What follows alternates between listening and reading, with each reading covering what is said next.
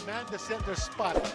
And that is an area where Rain or Shine is relatively weak. What still has, I think, a game left on its schedule. Yes, Global Port still has Phoenix to play on April 8th. In the meantime, Terrence Romeo knocks it down. Violation whistled against Rain or Shine. Here is Terrence Romeo.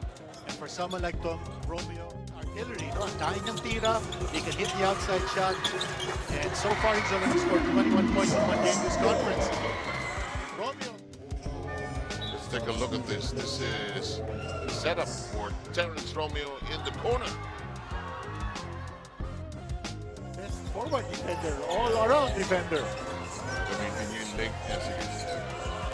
Oh, there's a switch. Nakita ng pag step back. Bang!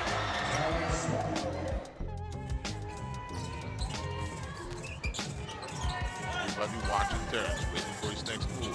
He goes in, nowhere to go, whistle. It looks like a foul on Gabe Norwood. And find himself open. Final 7 seconds in the first half. Terrence Romeo! Gumawa ng paraan. Makita natin against the Gabe Norwood. And then, ito. Oh, the pick. Oh, what a dance by Terrence Romeo.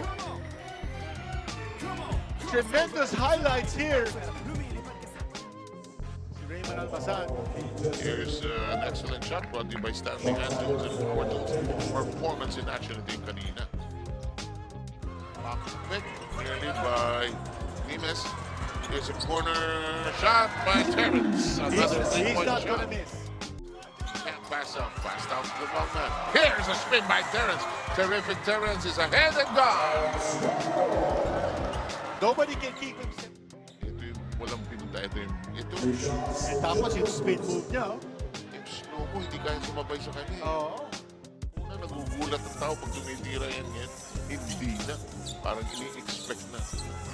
2 minutes and 14 to go. Romeo, it's not finished for him. Hindi man lang naglaro sa fourth quarter, but he finished with 18 points.